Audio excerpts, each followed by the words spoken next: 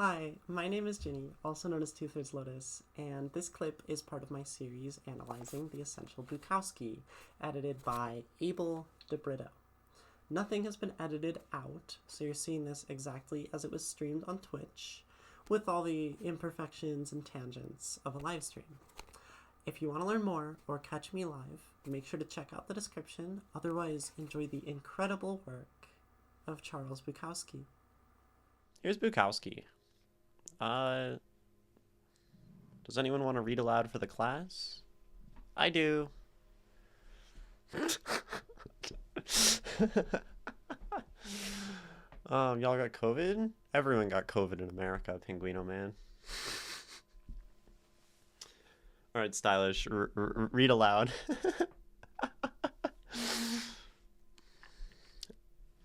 Here is If We Take by Charles Bukowski.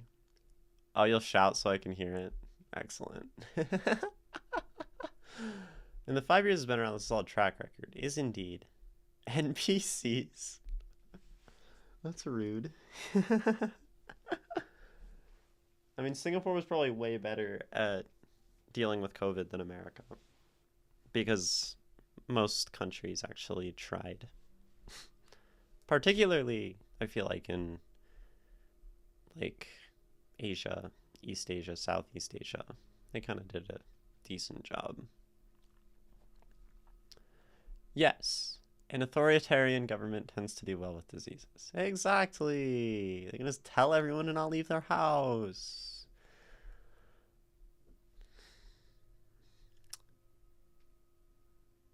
Not diseases, sorry, viruses. Generally a meaningless distinction for our cases.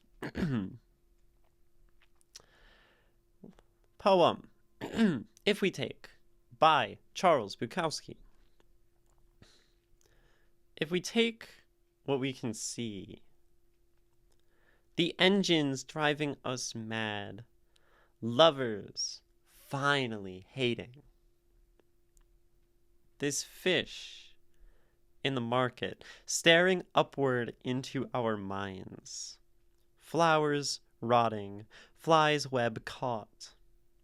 Riots, roars of caged lions, clowns in love with dollar bills, nations moving people like pawns. Daylight thieves with beautiful nighttime wives and wines. The crowded jails, the commonplace unemployed, dying grass, two-bit fires. Men old enough to love the grave. These things, and others, in content, show life swinging on a rotten axis. But they've left us a bit of music, and a spiked show in the corner, a jigger of scotch, a blue necktie, a small volume of poems by Rimbaud, a horse running as if the devil were twisting his tail, over bluegrass and screaming, and then love again. Like a streetcar turning the corner on time. The city waiting, the wine and the flowers, the water walking across the lake, the summer and winter and summer and summer and winter again. If We Take by Charles Bukowski. He said axis, which means I get to draw a graph on this poem, and I am so excited for that, because I love graphs. It's been a minute because I've been sick, busy all at the same time. I'm gonna hang out here in the last 2 hours of my workday. However, if your shorts are popping up on my YouTube, my shorts are popping up on YouTube these days. Excellent. Trying to post on the short form like daily, so it's true, they're so graphifying. Let's read this poem one more time. If We Take. If we take what we can see, the engines driving us mad, lovers finally hating, this fish in the market staring upward into our minds, flowers rotting, flies web caught, riots, roars of caged lions, clowns in love with dollar bills, nations moving people like pawns, daylight thieves with beautiful nighttime wives and wines, the crowded jails, the commonplace unemployed, dying grass, two-bit fires, men old enough to love the grave. These things, and others in context, show life swinging on a rotten axis. But they've left us a bit of music, and a spiked show in the corner, a jigger of scotch, a blue necktie, a small volume of poems by Rimbaud, a horse running as if the devil were twisting his tail over bluegrass and screaming, and then love again. Like a streetcar turning the corner on time. The city waiting, the wine and the flowers, the water walking across the lake, and summer and winter, and summer, and summer and winter again. If we take by Charles Bukowski, I think I like this poem. But when is that not true? When is that not true? You said two-bit fires, question mark. Stylish fail, and if I'm being quite honest, I don't know what a two-bit fire is either. You're having trouble finding the meaning immediately? Yeah, I mean, you might look at, like, maybe 2-bit has a meaning itself, and fires is then, so 2-bit meaning, insignificant or cheap, worthless. So, just a fire that is worthless and cheap is what I would assume from this, at least definitionally. 2-bit, worthless. And you gave us a link to Rimbaud's Wikipedia page. Much appreciated. He's a French, right? Yeah, French poet.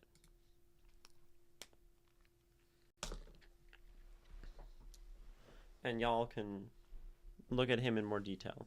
I've not really read any Rimbaud. So,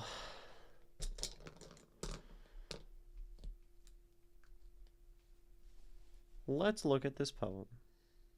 And let's look at the things it does. Sound, meaning, and structure. I was trying to decide if there are other factors that play into this. I was like ranting in the Discord at some point over the weekend and drawing crazy pictures. But I think this is useful. And we'll talk about these one at a time. I think I'm going to start with structure, at least initially. I think this is talking about how we find vices in a world filled with suffering. Very possibly. I don't know if Charlie thinks of them as vices, though. Yeah, that's a good point. We know that Charles Bukowski in some way exalts the vice. He appreciates the drunk and the addict and some of these commonplace, unemployed, jailed, thief kind of people.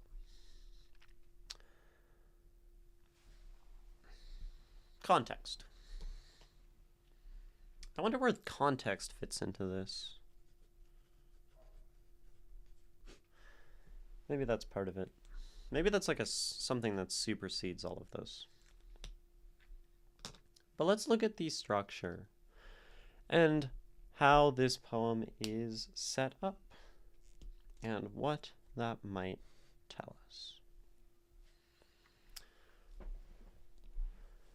The context is the box around the triangle.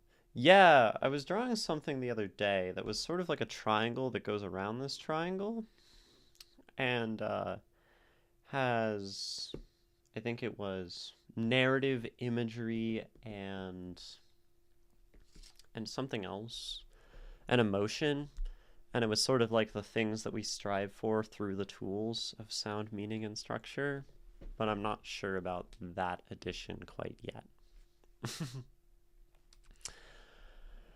Author Brian Liu, I wonder if we have context. Has there ever been such a thing as protext? Pretext. There you go, Slash fell. Nah, it's more of a shit's fucked up in heaven. There is no beer, so we drink it here. Could be him saying this world rocks as he grabs a cold one. Many different ideas already coming in. And we will get there in time. Because I'm not even starting with meaning. I was half kidding, half for real. I just looked it up. There's no such thing as protext. Now it's just funny. There you go. So structure, I want to look at the punctuation first. Something I noticed on even my first read was the separation of semicolons as opposed to commas. So semicolons, if we're talking punctuation, comma versus semicolon. A semicolon is different in a few ways. So these are obviously grammatically different. This indicates like an independent clause.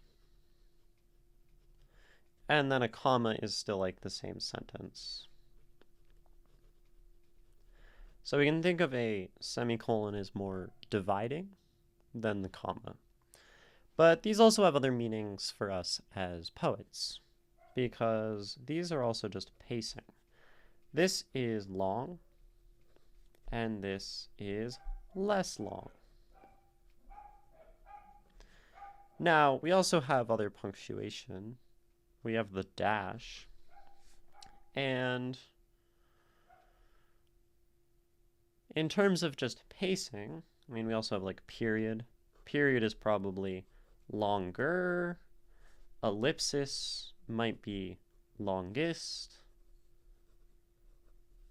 The dash, I would say people use this differently, and it just depends. Yeah, and then there's the two dashes. There's the N dash and the M dash.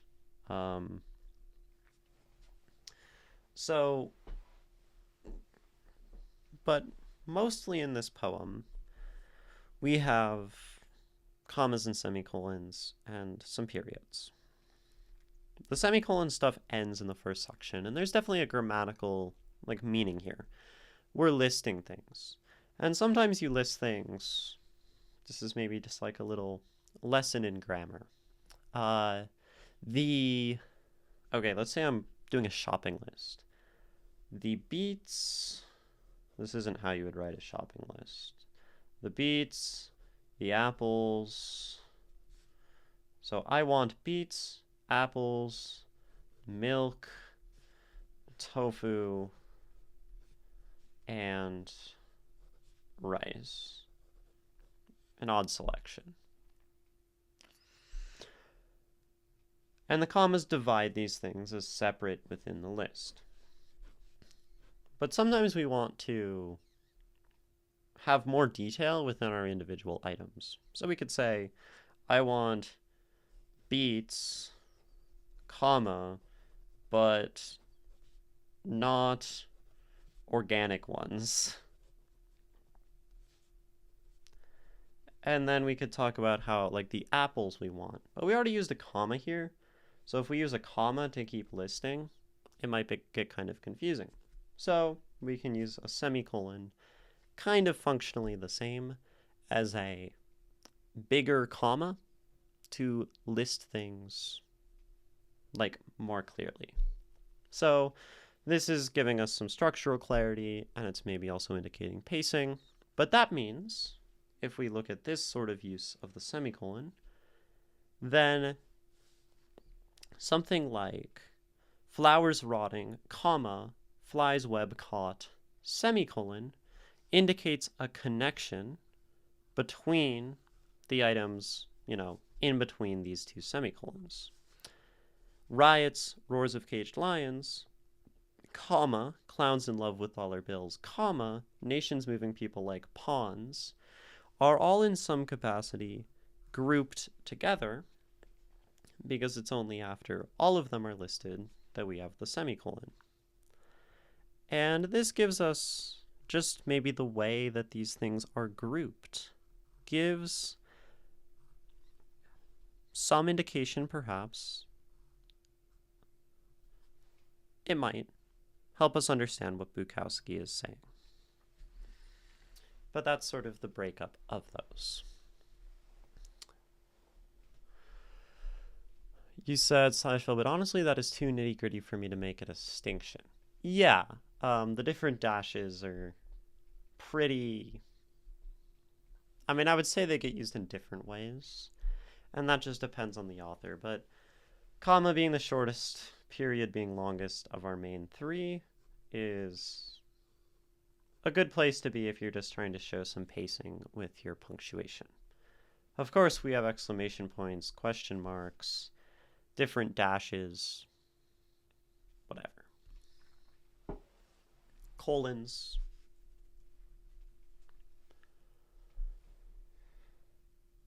Regardless, it's useful to have some framework and understand that they do affect the pacing of the poem. You say and the line breaks as well. And yes, line breaks are a form of pacing as well. It just intellectually takes a moment to go from here and jump back to the beginning of the line, which creates a slight pause. And this is unavoidable in poetry, the line break, unless you want to write a single line poem without a break and have it stop here, which, I mean, could work. Maybe there's almost certainly some interesting things you could do with that form. But otherwise, we have to deal with line breaks, and that affects our pacing as well.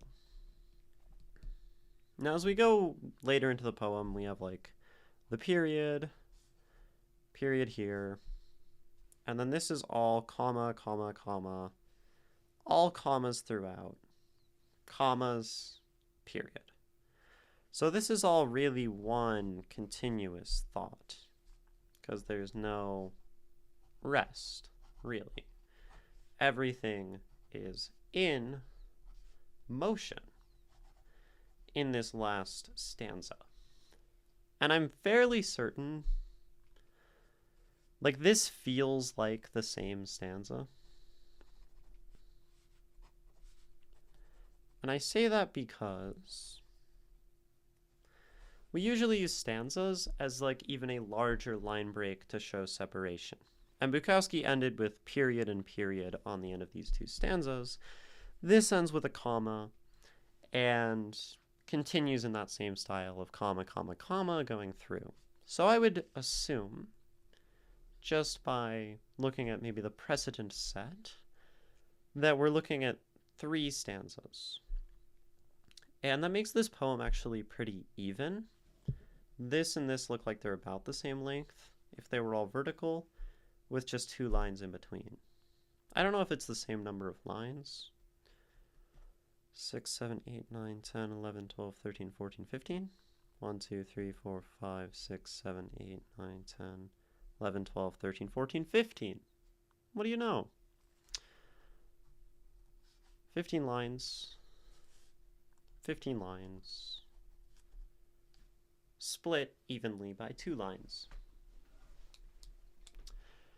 That tells me again, probably, that this is one stanza. That's one stanza. The limitation, of course, is that books have pages. And we can't just have this go vertically based on the limitations of the medium. Hi, Caliber, welcome. You're doing schoolwork. That's excellent. Doing schoolwork is a lovely thing. I'm gonna drink some water. My voice is a little tired.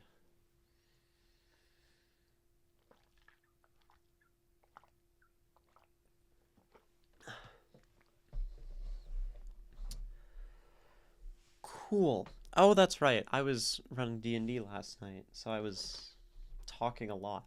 That's probably why it's tired.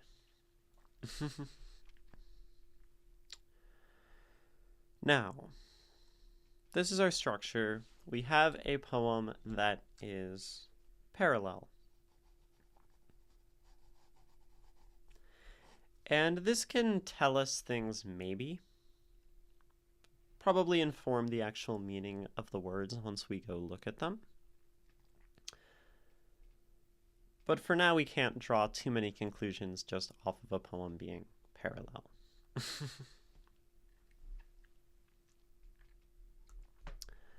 And for that reason, let's talk about... Y'all want to talk about sound or meaning next? We'll come back to structure more.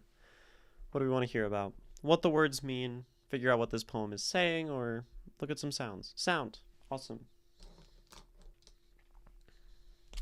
Sound. In red. And then later we'll do meaning in... Well, I already put purple on the page. We'll do green. Okay.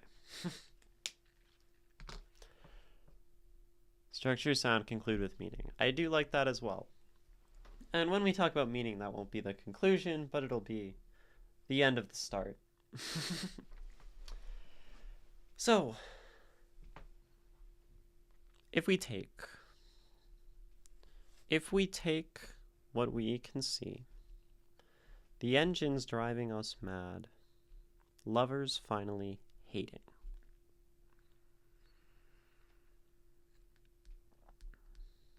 There's like some sort of assonant rhyming things happening. Engines driving us mad, lovers finally hating. This fish in the market staring upward into our minds. Flowers rotting, flies web caught. This fish. So we have like some alliteration in flowers, fish, and flies. This fish in the market staring upward with our minds, into our minds. Flowers rotting, flies web caught. Riots roars of caged lions. Clowns in love with dollar bills. So, I mean, he's doing some, like, alliterative things already. And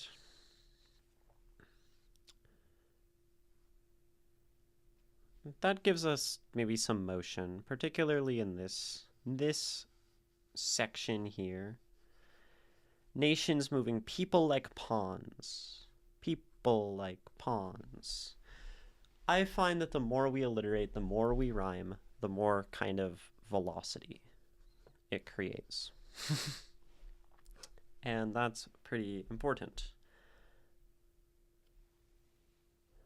I find it odd that it starts with if we take what we can see, but he describes things that are not per se visual. Yeah, that is interesting. And we can... That is meaning, but it is good to know. Like, it's insightful, so we'll write it down. Daylight thieves with beautiful nighttime wives and wines. So yeah, we have these things. Dollar bills, people pawns, wives wines, flowers flies, and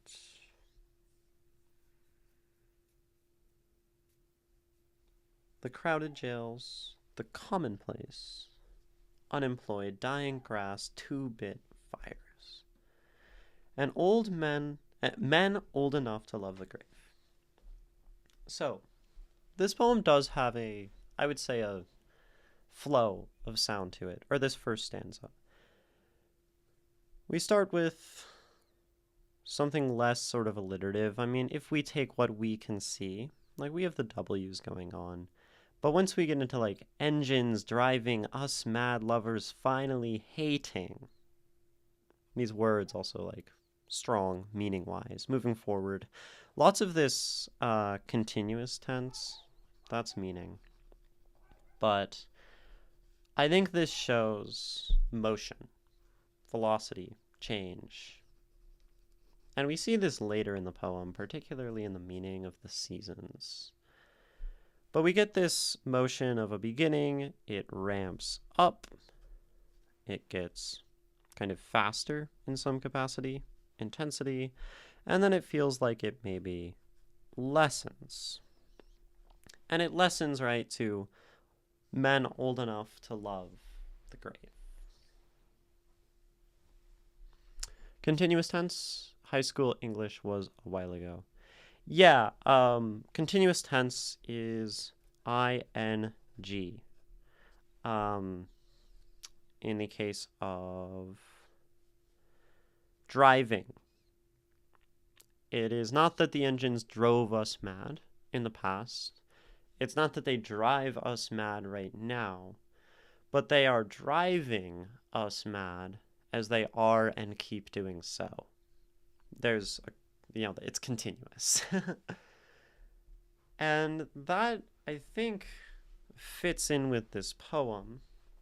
Like, we get into this, like, season stuff, but we have it later. Walking, waiting, turning, screaming, running. As our continuous tenses. And I would say this is, like, a lot. I mean, it's certainly enough to be a pattern. And we can look at something like a continuous tense, which is sound and meaning, right?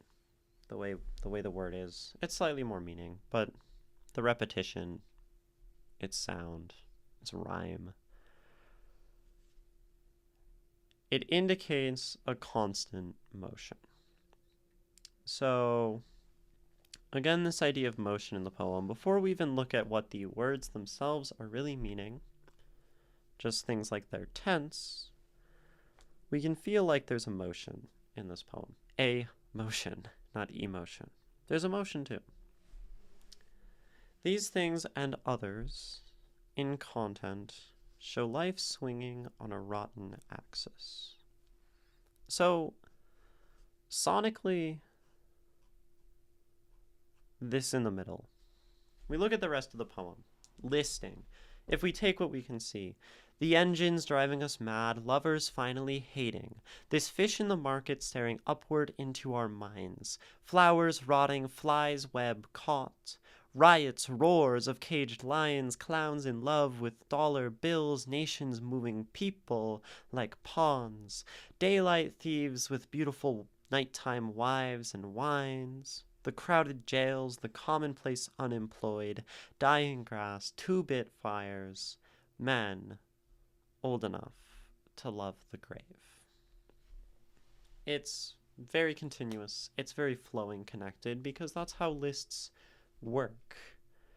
If I'm reading my shopping list, beets, apples, milk, tofu, and rice, it's natural to just flow through this list. You don't really go like, beets, apple. I want beets, apples, milk, tofu, and rice.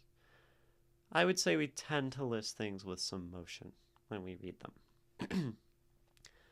So when we get to this central stanza, just 2 lines for a sentence, these things and others in context show life swinging on a rotten axis. It's like very punctuated. We have 14 lines before a period, and then 1 line and then a line with a period, and then another 14 lines, and then a line with a period again. So this is, that intersection of structure and sound, which, one of the intersections here is pacing. That is a result of sound and structure.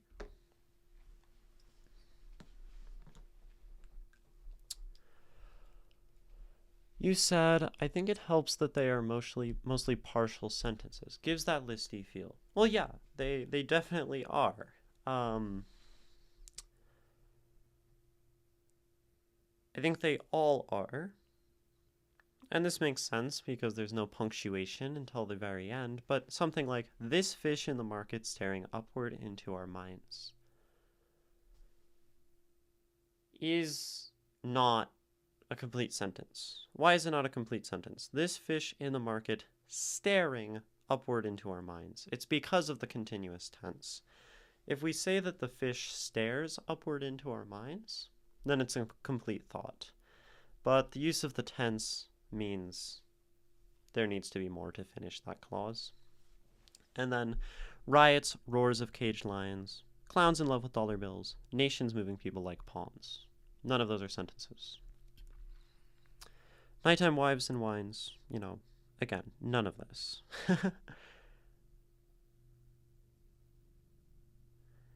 And even then, once we have our period, we have to remember that we started with if.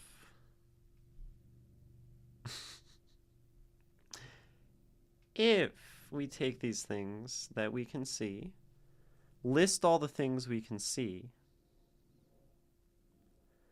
you would presume there's something else to finish that idea. If this, then this. But we don't do that. It remains incomplete by the end of this stanza. And this is something that I find Bukowski to do well, is he finds ways to make his reader get to the end of something, a line or a stanza or a section or a page, and still have this feeling of incompleteness that really makes the reader want to keep reading. This is maybe like the most important tool that a writer has.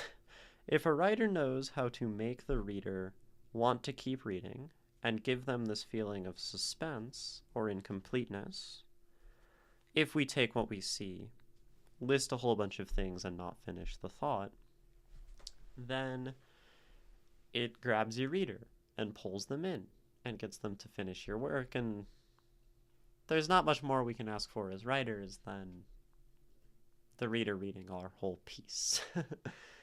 And Bukowski does that quite well. He does it well in his line breaks often. The line breaks here are really just after the semicolons, with the exception of like the fish line. This fish in the market staring upward into our minds, which just feels kind of normal. And I guess the daylight thieves with beautiful nighttime wives and wines. But mostly it's just a list. The 2-line stanza is a full sentence. It's interesting that it stands apart in the structure too. Yes, these things and others in content show life swinging on a rotten axis. I would like to note that Bukowski doesn't capitalize in that poem. And I think he capitalizes sometimes. We know he capitalizes I.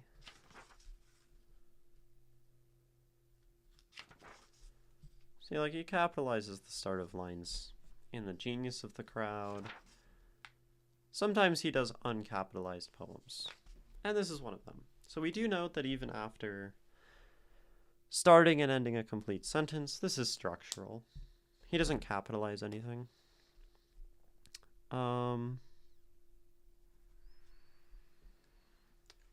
And maybe that gives a feeling of continuity to this poem. Capitalization. Capitalization. What does this do? I'll ask you all, chat. Why do we capitalize things? What different effects, or just like what is the purpose linguistically of a capital letter versus a not capital letter? There are a few reasons. Author Brian Liu, it establishes the beginning. Yes. So, it shows us the beginning. And that as opposed to punctuation, which shows us the end. Beginning is capitalization. To indicate the start of a sentence, a proper name or something important. Yes. Proper name or something important.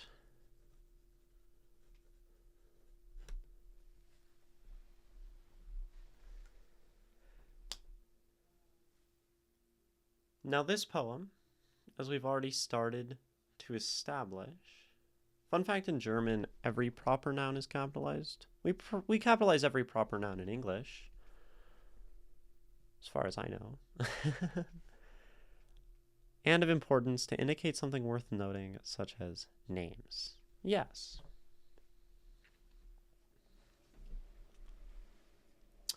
So, if capitalization indicates a beginning, or a sort of significant thing, and this poem has no capitalization, it might indicate a lack of any of these qualities.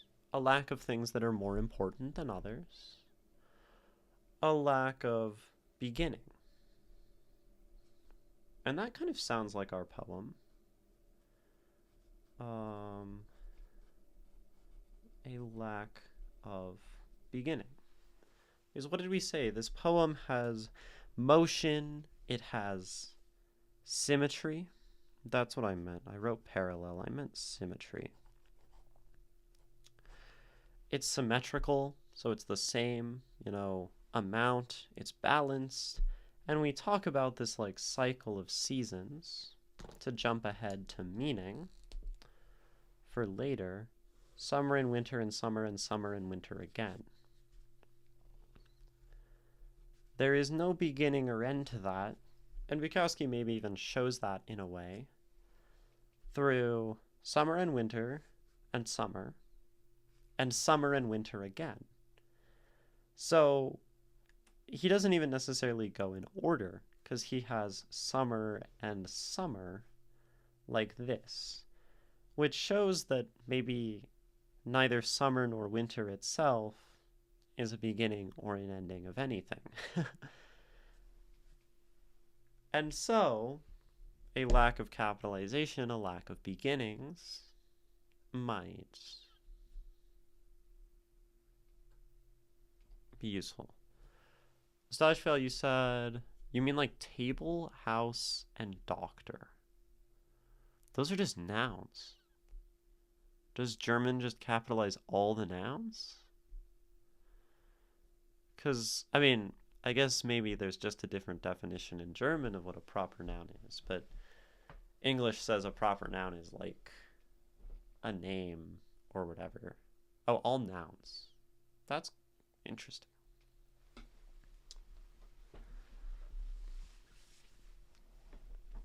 But back to sound. because we're jumping around now. We go into this next part, and what do we have? Comma, comma, comma, comma, comma. That's structural, it's also sound. But that means we are once again quite continuous. We have this motion. But they've left us a bit of music and a spiked show in the corner, a jigger of scotch, a blue necktie, a small volume of poems by Rimbaud, a horse running as if the devil were twisting his tail over bluegrass and screaming, and then love again, like a streetcar turning the corner on time, the city waiting, the wine and flowers and water walking across the lake, and summer and winter and summer and summer and winter again.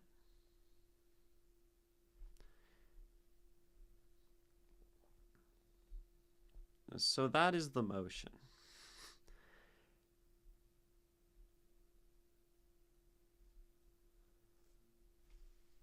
Flow, stop, flow. And we do have a sort of stop at the beginning. If we take what we can see, big dash, indicating like something ahead, taking a moment to look. So it almost goes stop, go, stop, go. A sort of cycle. Gonna be honest, I didn't know what a proper noun is, as opposed to an improper one. That's so real. Yeah, proper nouns, at least as we define them in English grammar, is names, like cities, which are names. What else are proper nouns? That's the big one.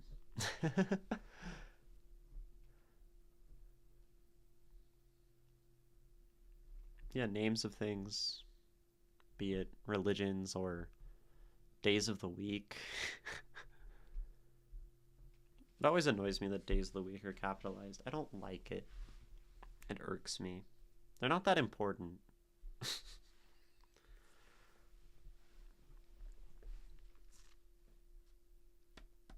Maybe because they just all flow past each other anyway. But now we can look at some of the other sound here. But they've left us a bit of music. And a spiked show. Spiked show in the corner. A jigger of scotch. A blue necktie. A small volume of poems by Rimbaud. A horse running as if the devil were twisting his tail. So we have like A. Which is different from the beginning. We have this repetition and this singularity of things. Like singular and small things. A bit of music. A spiked show in the corner. A jigger of scotch. A blue necktie. Just one thing, one little beautiful thing. Whereas in the first stanza, we're talking about large things. The engines, plural, driving us mad. Lovers, multiple. The fish, could be plural. Flowers rotting. Flies, riots, roars, clowns. This is all plural. And this is all singular.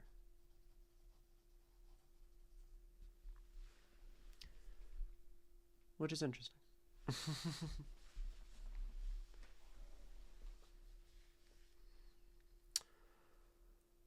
Horse running as if the devil were twisting his tail. We again have running, twisting, screaming, etc. And then love again. Now we can also note some repetition, which is structure and sound. So that's another intersection between these two.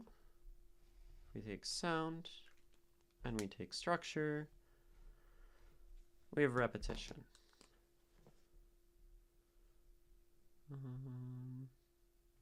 I don't know why I'm writing these in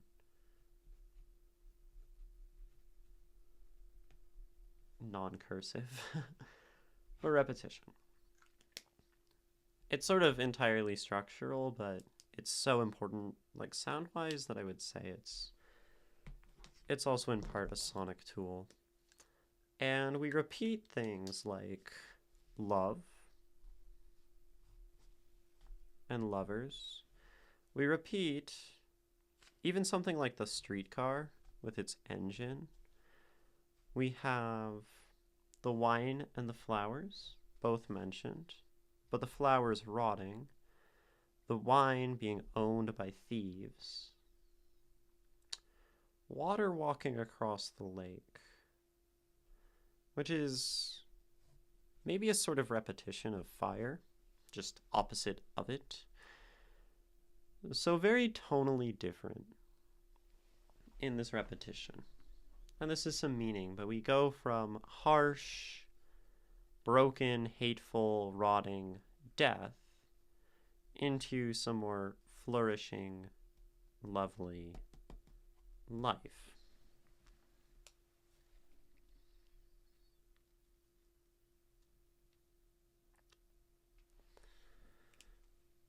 All surrounding, symmetrically, this one idea, these things and others in context show life swinging on a rotten axis.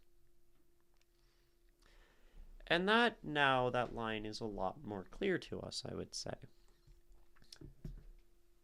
We have our axis, and the axis on one side is, I'll just use this line from earlier. We have our axis, and one side is all of this stuff. Stanza 1. And this is stanza 3. And I think what we would want to do next, now that we understand that structure happening in this poem, is to say, well, what does stanza 1 really mean? In all of its metaphor, all of its definition, all the words. And what is stanza 3 really saying? And how are those things oscillating on an axis? And we will talk about that after the ad break. Do some self-care. Don't watch the ads. Right. Okay. Welcome back. You said, Sedgefield, anybody have good yarns to spin? Huh? What does that mean? To spin? To spin. I see.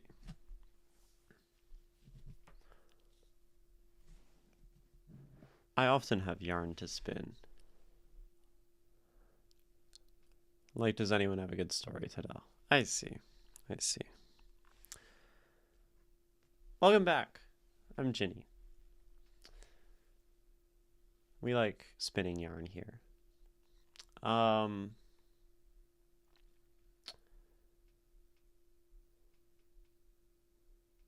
Let's read the poem one more time. And then spin some yarn to tie it all together. Here's If We Take by Charles Bukowski.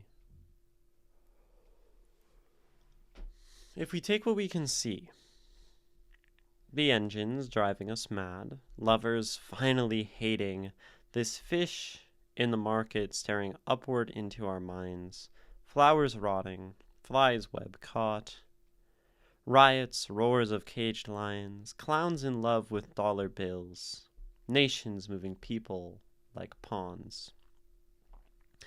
Daylight thieves with beautiful nighttime wives and wines, the crowded jails, the calm in place unemployed, dying grass, 2-bit fires, men old enough to love the grave. These things, and others, in content show life swinging on a rotten axis. But they've left us a bit of music, and a spiked show in the corner, a jigger of scotch, a blue necktie, a small volume of poems by Rimbaud, a horse running as if the devil were twisting his tail over bluegrass and screaming, and then love again, like a streetcar turning the corner on time, the city waiting, the wine and the flowers, the water walking across the lake, and summer and winter, and summer, and summer and winter again. If we take. So, I'm very interested in a lot of what this first stanza is saying, because there's a lot of different themes here.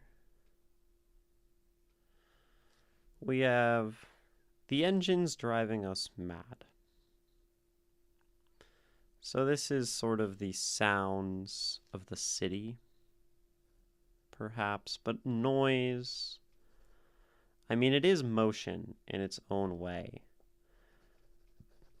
but it's sort of maybe the bustle of the city.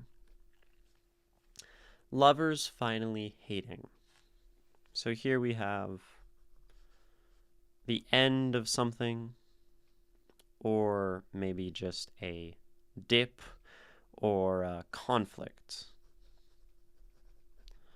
Fish in the market staring upwards into our minds. So I feel you say sound and fury signifying nothing. Yeah, it's sort of empty. It all just is very loud. And we also have the fish, though, in the market. Dead. For sale.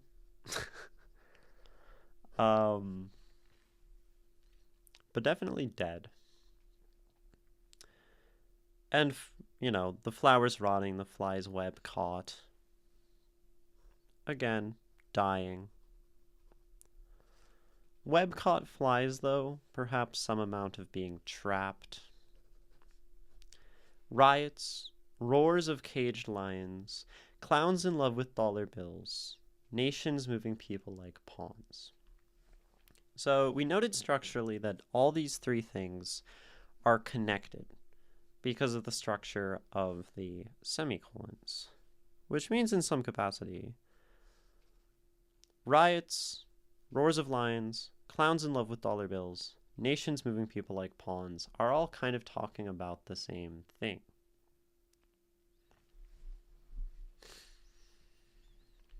The web-caught fly and the fish are in similar situations. They are dead and put on on display. Yes, display. To be looked at. So, riots, roars of caged lions. So this is like violence. Clowns in love with dollar bills. Nations moving people like pawns. So riots are fairly political, often, sometimes not. We have nations moving people like pawns, so this is some kind of like tyranny, authoritarianism.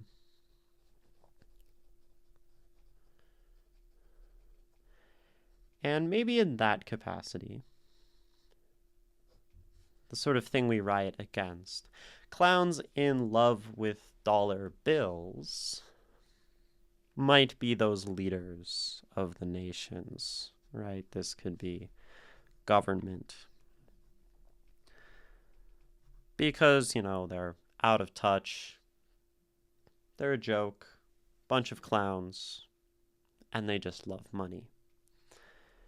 And if we have the riots with roars of caged lions, we can come back to this idea maybe of being trapped on display, dead, struggling.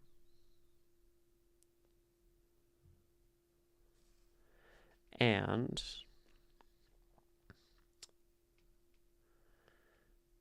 in that way, we could see like those caged lions perhaps as people without freedom. Nations moving people like pawns is an oddly overused metaphor. For Bukowski, he doesn't use that many cliches. Yeah, that is true. Um, One thing I wonder, like it's hard in time to know if it is as cliche or if it was as cliche then as it is now. This is a very difficult thing. Why did 5 people just message me at the same time on Discord? Pretty sure it was cliche then too. Are you old enough to know that? This was probably in the 60s, right? 50s. I mean, I don't know. This is at least in America when people really started, like, actually pushing for social justice in a lot of ways. I mean, yeah, it was called the Great Game even in the 1900s. Sure. I mean, this was the 1900s. It could be, it could not be. Like, there's some, like, that's interesting, maybe. 1800s? Okay.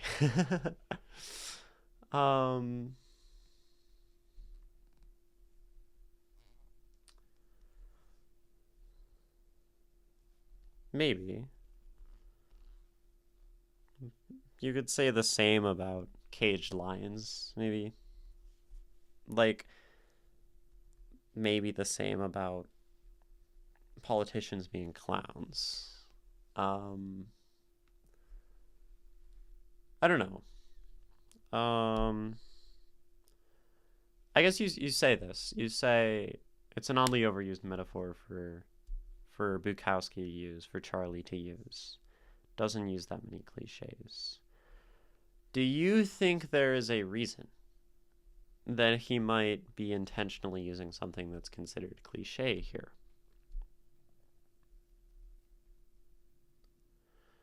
Chess uses war as a metaphor too. Yeah, for sure. But I mean, also, like, I don't know. Cliche is, like, unavoidable in some capacity. Because we all hear the same words and the same things in the societal zeitgeist and whatever. So you're going to end up with things that are more common. That's why it stands out.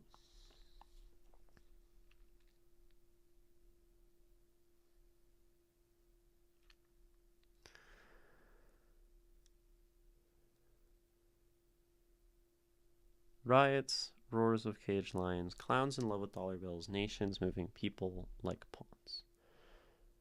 Tropy is as a tropy is tropy does.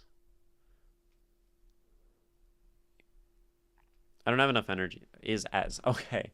Tropy is as tropy does. Dude, I'm slow. Maybe I heard too many chess metaphors during my political science studies. I mean, maybe. I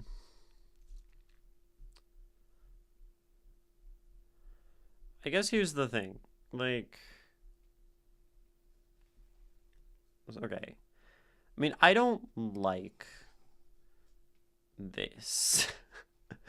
Not that I don't like cliches. I don't really. Okay.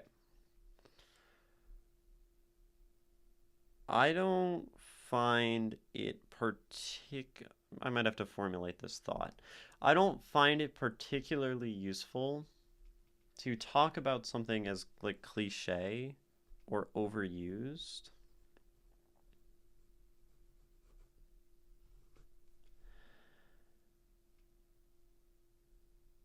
that often.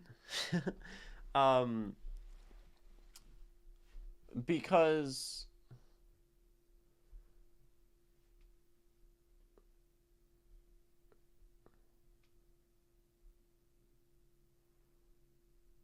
why do I think this? Like, I like don't really care if something is using a cliche. And this is not an opinion that everyone has. Cliches. Okay. So here's the thing. A cliche is something that is common and has a lot of associations attached to it. That's not necessarily what a cliche is, but these are some qualities of cliche. And they are used a lot, maybe overused. Now, the thing is that the idea of, say, war as chess, or, the oppressed as pawns. Like, yes, these descriptions have been done time and time again. We know this. And it gives us clear and concise meaning. Now, when someone just repeats a cliche and does it verbatim, then yes, the poem or the work of art or the statement is not adding that much value or not that much new ideas to sort of the sphere of things. So that means if I look at a whole poem and the entire poem is thematically a retelling of a cliche, then, like, sure, I definitely understand someone having a knee-jerk reaction to dislike that poem. In this case, though, we look at one line in a poem. We're looking at one line out of 32. And we're saying, like, yes, this is a cliche, but this does help us communicate the meaning that we are coming to. This lashing out against oppression, this feeling of not being in control. And then we even have this little bit of clandestine rebellion, daylight thieves with beauty in the night, crowded jails, oppression, commonplace unemployed, the sort of normalcy of, like, this kind of societal failing, maybe. Dying grass, just like ugliness, and again, death, and two-bit fires. That, like, in a sense, even the death is uninteresting. Or the destruction. Like, yeah, that's what we're saying in this stanza. And the stanza itself says more than governments are oppressive. The stanza itself speaks to an oppressive society in all of its facets. It speaks to an oppressive cities and oppressive lifestyles, I think, and an oppressive state of mind, which goes beyond the cliche. So, in a sense, it takes the cliche in this spot and puts it into a larger theme and uses it as, like, a supporting piece. And in that way, like, the cliche maybe doesn't bother me because, like, we know the cliche. And we all know that nations are moving people like pawns. So that, like, maybe supports the kind of thesis here of society. Society is fundamentally oppressive. Now, if this whole stanza was saying government bad, nations moving people like pawns, and that's all it was, then yes, maybe the cliche would be uninteresting. But I guess in my reading of this stanza, I see the little cliche phrase as a small thing to support other parts of the poem.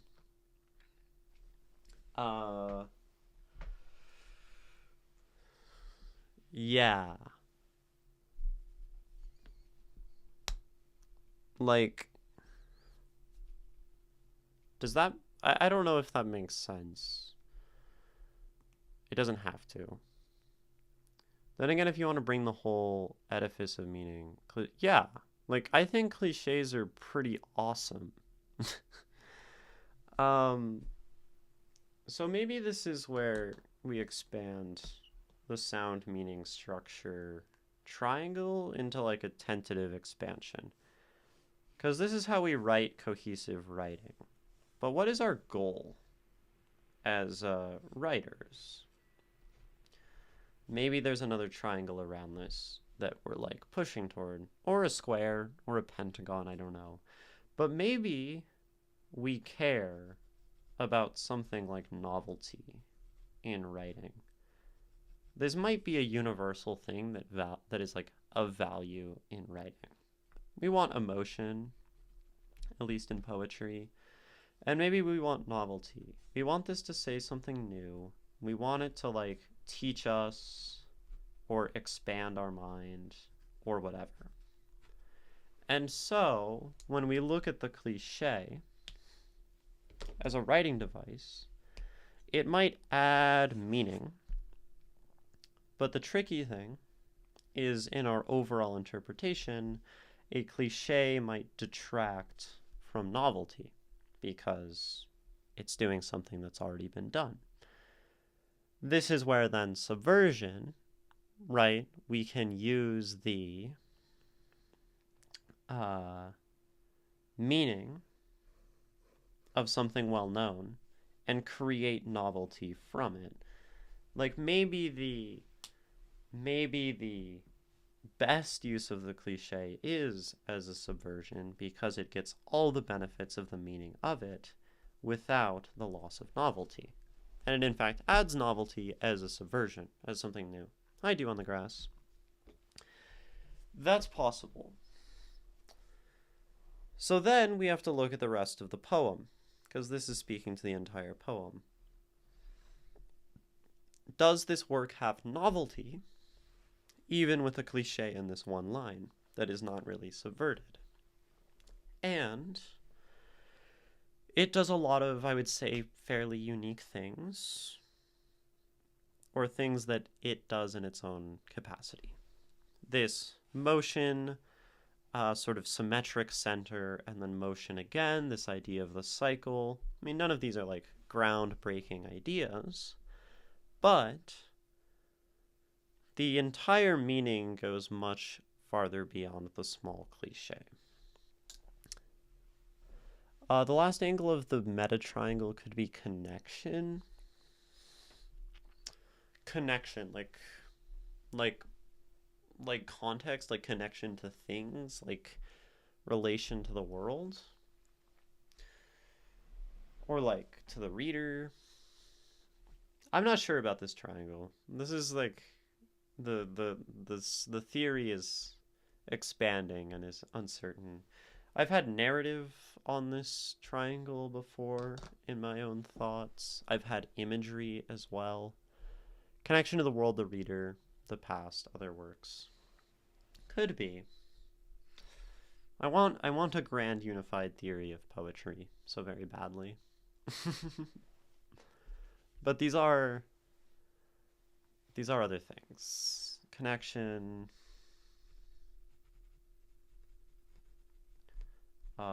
imagery, which might be a writing tool. It might be a square in the middle. Narrative, which is also, I guess, a writing tool. Maybe it's pentagons.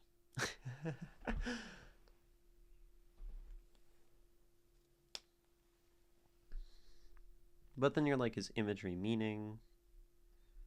Is narrative meaning? It's hard. It's hard to encompass art, but I'm trying in the background.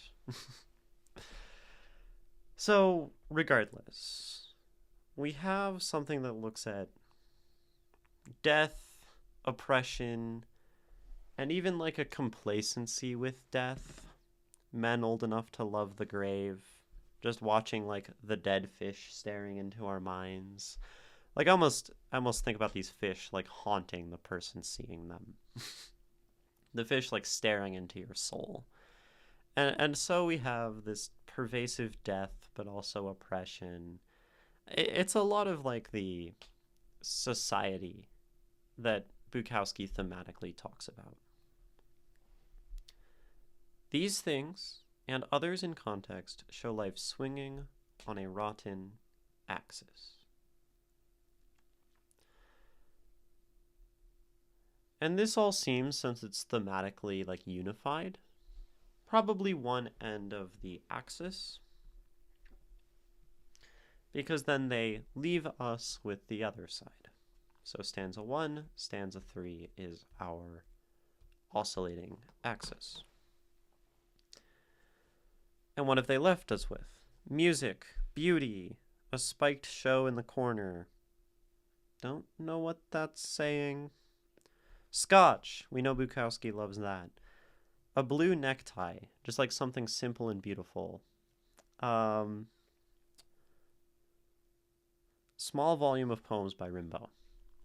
I like that the fulcrum of the poem talks about a rotting axis. Yeah, I like that this is the fulcrum right here. Fulcrum.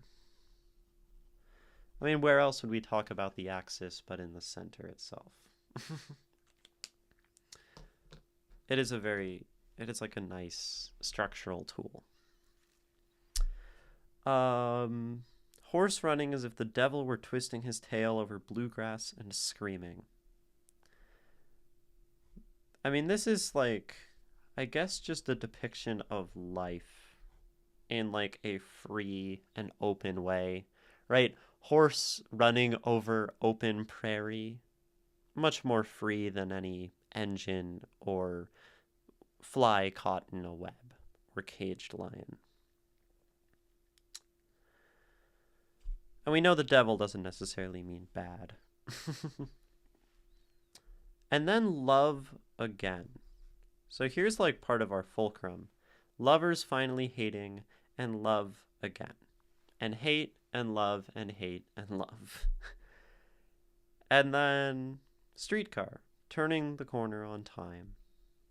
The city waiting. So as opposed to the motion of the city, right?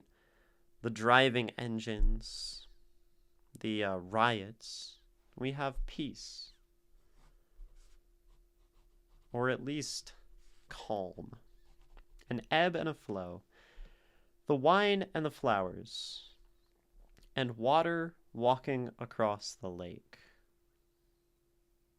Probably just the waves themselves kind of flowing. I thought of the horse racing, not free on a prairie. Bluegrass is the grass that is on the American Central Plain, also where the genre itself, bluegrass, comes from, which comes out of the American South, Middle, the Great Plains. If it is running over bluegrass, it is certainly not on a race course. But yeah, thanks for saying that, because that's a little like clarification. That's, this is an American poem.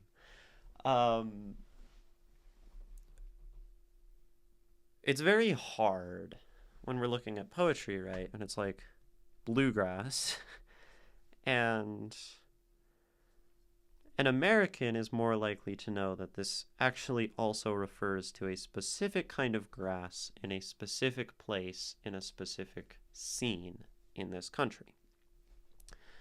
And someone who is not American might not even think to look at that and like try to understand what that means, because we also know that it's a music genre, and maybe he's just talking about great music. And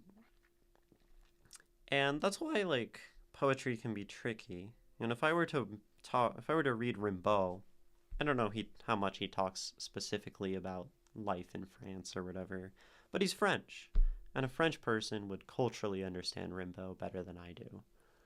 I know about bluegrass, but I somehow didn't connect it with the horse. There's a structural aid here as well. A horse running as if the devil were twisting his tail, yes, but no comma. No comma. Right here, after tail. So we keep going, and it is over bluegrass that he is running and screaming. A free scream, probably. Or just on a prairie still being ridden, but more free. Oh yeah, it's 100% me not paying attention. I mean, I wouldn't like chalk it up to that because I mean, yes, like more attention would allow one to notice the fact that there's not a comma there. I don't blame you because you're watching on stream, but it's also like it goes to show how precise and intricate one sort of has to be to pull every little meaning out of a poem. That's not to say that analyzing every little meaning is the best way to read a poem, but it requires a lot of precision to not trip yourself up and misinterpret things by missing one punctuation mark. Hi Mookie MC, welcome. May all your poems rhyme just fine, unless you're the kind of star that prefers a little bit of verse.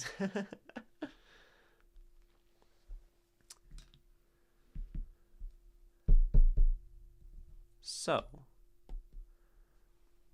and it's like, so you're reading something like this, and it's like, yeah, one comma matters. Where you put a comma matters to a poem. And I guess I think, like, when I do analysis, maybe this shows as a reminder to all of you who are writing, who are poets, how much every detail can have meaning. Obviously, not everyone reading is going to look at as much detail, but some will, and some writers are very intentional in having meaning in every punctuation mark, every line break.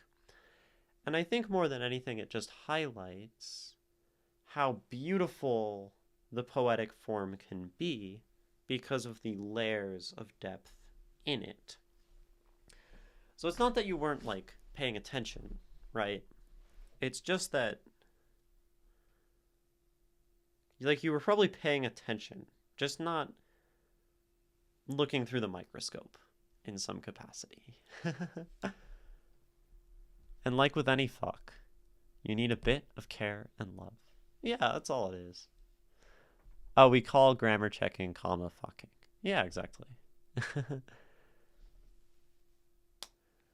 And then roughly strip away. Yep. So yeah. But we have this freedom. And then of course we end here with summer and winter and summer and summer and winter again. So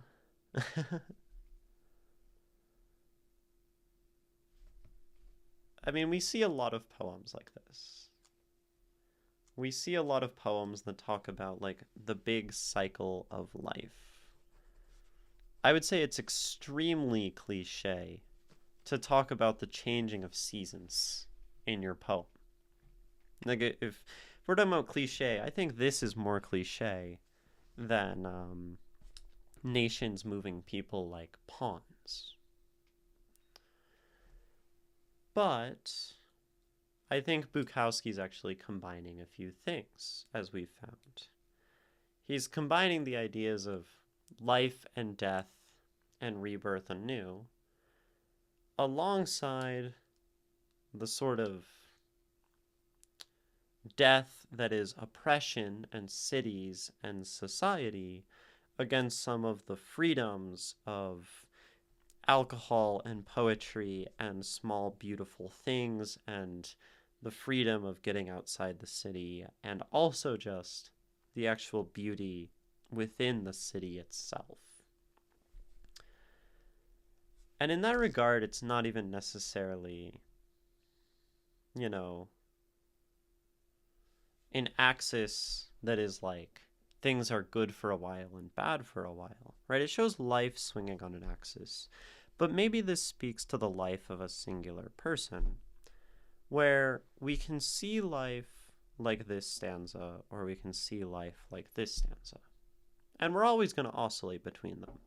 Sometimes we're going to see the crowded jails, the commonplace unemployed. Sometimes the engines will drive us mad. Sometimes, though, the turning of the streetcar is beautiful. Sometimes we see the flowers that are alive, and the city, and the stillness of it. And sometimes we see the motion and the death and the greed and the pain of it all. And that almost makes like the cyclical poem not as cyclical as we might think. And maybe that shows very intentionally in the last line. Summer and winter and summer, and summer and winter again. So we have this repetition of summer, like we pointed out very early, which is a sort of indication that it's all like a non-linear cycle. And we can find the beauties of summer in winter, and the beauties of winter in summer. And we can find the suffering of summer during winter and the suffering of winter during summer. That kind of makes it like the dialectic. I doubt Bukowski was reading Hegel. Maybe he did. How are the triangles going? I want to do some shopping. Shopping? Triangles? What did I miss? Where's the connection? Anyway. So, yeah. Call this poem the Hegelian dialectic. I don't know. Yo! You know what's actually super sick? Stage fail. You mentioned at the start, if we take what we can see,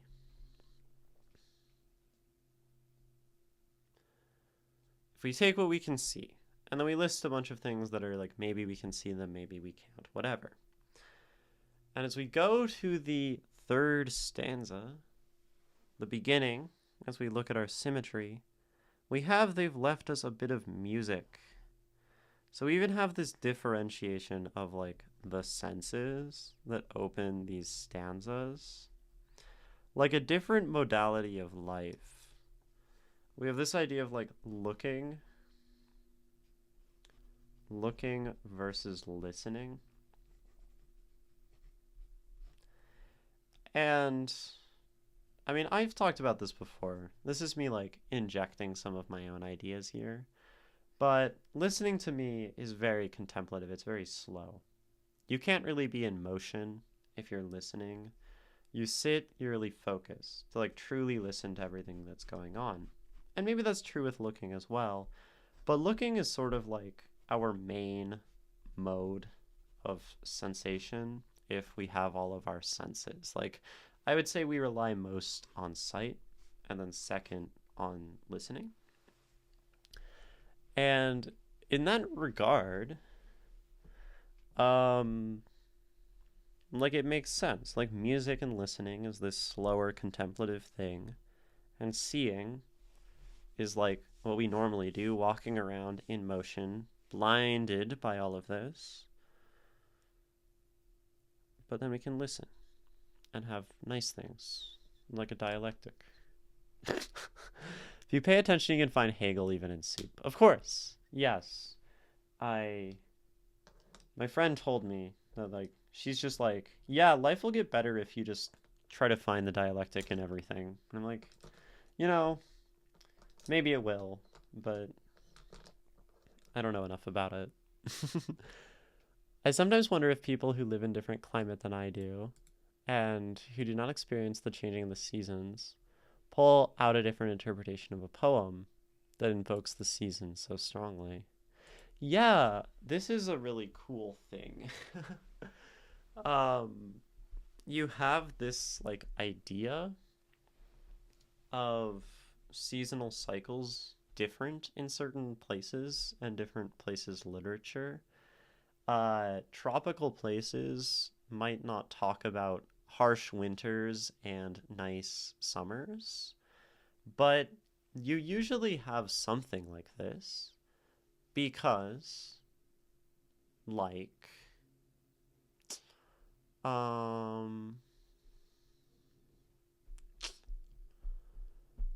you have like monsoon seasons, in say literature from somewhere like India.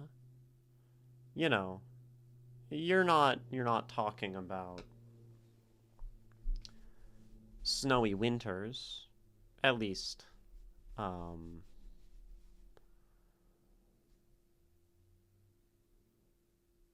at least in the southern part and the tropical part. But you have these monsoon seasons, and you see in literature that that idea of the yearly rain is more important as like the cycle, sometimes of like life and destruction, than something like winter and summer. So usually it's there in literature. Lots of people around the world, regardless of climate, understand these like cyclical ideas. But it's absolutely true, Mookie MC, with less seasons. The seasons are not important in your literature. And it's crazy because we talk about like seasonal cycles a lot in, say, like American literature, European literature, because these are places that get seasons. Other places do not. It's like when, for example, in my country we watched cowboy movies thinking they were fantasy, like dragons or Martians. Didn't occur to us that they could exist. Never seen them. Never thought they could have existed. Exactly. And that's such a cool thing about reading and then like looking into the context surrounding the work is, yeah, maybe those connections, like Stylish Fail said. Not sure about this, but it might be that this is one way that we can learn and we can broaden our horizons and really learn from other cultures without traveling, without going. Like, art is a very strong reflection of our culture. In this poem, right? Bluegrass and horses running on bluegrass. This is something that just wouldn't make sense to other people in other places, because bluegrass is a very American thing. So that's kind of sick. We love culture. We love how it reflects itself in art. Do you have any questions about this poem? Oh yeah, Cowboys and Indians were fiction for me as a kid, but I grew up on Karl May books. A German who wrote cowboy stories without knowing anything about the US. Like a guy from Hawaii reading about snow. Yeah, exactly. Exactly.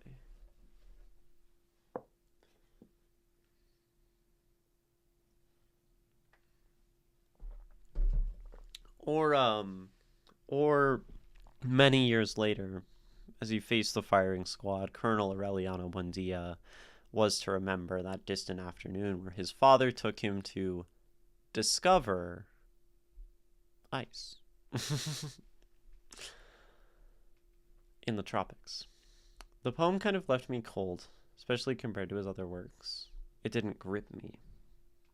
Interesting. Do you know why?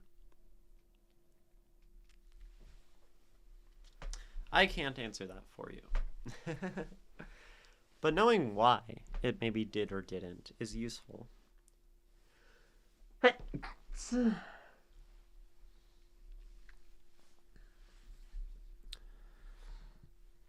It's like, you don't have to, like, I guess, answer that. That's kind of like a very difficult question. But it's like, saying, I like something. Why do I like it? Why do I not like it? because that's how we learn our own taste and improve. I think it didn't have an especially good hook or insight. That's true. It lists a bunch of things. It places you into somewhere kind of indeterminate. Like, it doesn't have very good grounding. And it's in motion the whole time, right? It doesn't really give you a finish. And there was no language flourishes that caught my eye. Yeah, the language is pretty simple. It's like, let me list a bunch of bad things and let me list a bunch of good things. So there's reason to that.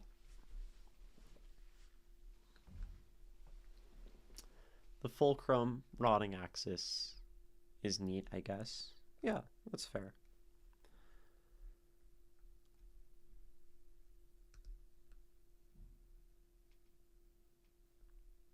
I would say, like, I am a fan of the symmetrical structure, some of the choices with these semicolons.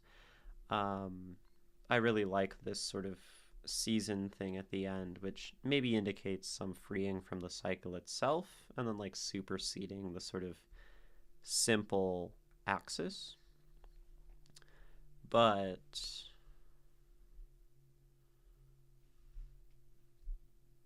that also just might not be there for some. And at that point, it's just here's some things and here's some other things. I don't know. I'm going to read it again. Here's If We Take by Charles Bukowski. Oh, Ray said a big text. With that about describing landscapes and looking for the right words, I remember reading a poem once, which was incomplete, where the author talks about his father taking him to see the sea, and the part where it ended, the other page was like, and this sun, this is the sea. Oh, part where it ended for me. Interesting. Here's the poem, though.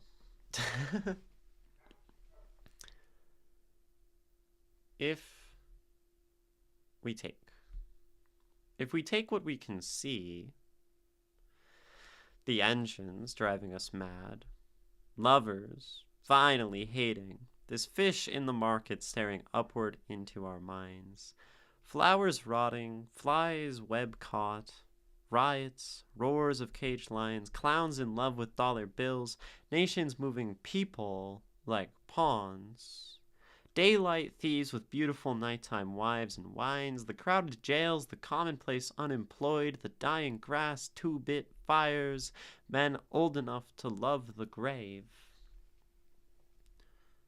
These things, and others in content, show life swinging on a rotten axis. But they've left us a bit of music, and a spiked show in the corner, a jigger of scotch, a blue necktie, a small volume of poems by Rimbaud, a horse running as if the devil were twisting his tail over bluegrass and screaming. And then love again, like a streetcar turning the corner on time.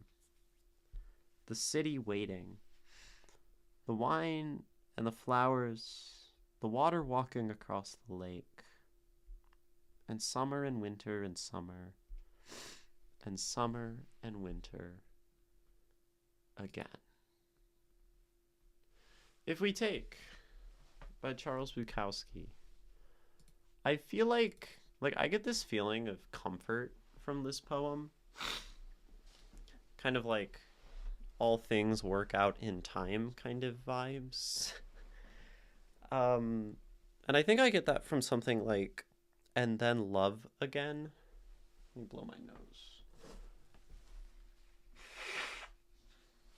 And then love again, like a streetcar turning the corner on time. You know, life will go on its path, but it will kind of twist and turn, and it all happens kind of on this, like, cyclical schedule between like good and bad, between like peaceful and suffering. And that's kind of comforting. And I mean, he shows them as balanced, which is nice. Normally, Bukowski would have a lot more of this, a lot less of this, or this would be a lot more subtext. I was pointing at the good stanza and the bad stanza. So, I find the poem comforting. And that's all for that one. Hope y'all found that valuable. The next one, for the next time we read Bukowski, will be his poem, Another Academy. But we won't read that at least until tomorrow.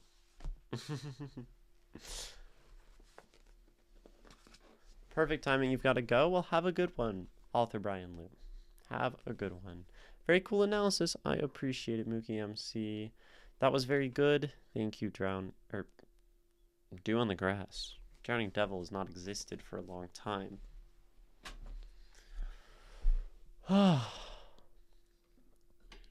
Cool. That was fun. I like the poem.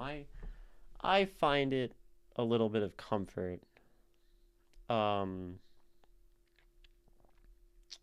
Something I'm trying to work on right now, it's going to sound sort of strange, is obliterating myself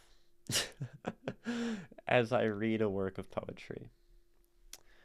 And what I mean by that, what I mean by analytic self-obliteration is to like look at a poem to the extent and with an emotional connection such that you sort of lose yourself and only really experience like what the poem is saying. And for me, like the line in that poem that obliterates me is the streetcar. And love again like a streetcar turning or whatever.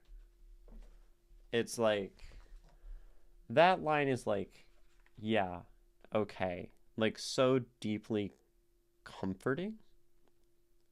Love again like a streetcar turning the corner on time. And it feels like I don't know, like a breath of fresh air. And that only exists when you also like obliterate yourself in the start of the poem and just feel entirely the oppression of the beginning. And I mean, for me, that sort of deep connection only really comes from, I don't know, like really analyzing. Streetcar line means nothing to me. Can you explain? Yeah. And the hard thing is it always goes beyond the analysis anyway. So we have the beginning, the engines driving us mad, which is juxtaposed in the second stanza with the streetcar being something like peaceful and good, because we have this fundamental juxtaposition of like good, bad. And the interesting thing, right, is like we have the engines and the sound of them at first in the thing about seeing, and the maybe sight of the streetcar in the section that opens with sound. And it's this motion from also the lovers finally hating. So it's like a perfect inversion. The engines driving us mad, lovers finally hating. And we have love again, like a streetcar turning the corner on time. So it goes from like a satisfying and peaceful motion of the city, like just this beautiful like streetcar, just like turning the corner and moving on its way. And they're kind of slow and meandering. And the city waiting. So it's like finding peace in the bustle, in the chaos, against the chaos. And maybe it's because of the opening line being the engines and the love. And then this is when it like circles back, love and engines. And it's really this whole circling back section. Like love again, like a streetcar turning the corner on time. The city waiting, the wine and flowers, the water walking across the lake. Yeah, streetcar's like a tram. And so, and then this is like entirely a juxtaposition and negation of the first stanza. And then we have this cyclical breaking but continuity of summer, winter, summer, summer, winter again. So, you know, I find myself able to be obliterated in that line, but probably only with those like connect. Thanks for listening to me and my thoughts on Bukowski. Make sure to check out the rest of the series if you enjoyed, and follow or stop by Twitch if you want to see more. See you there.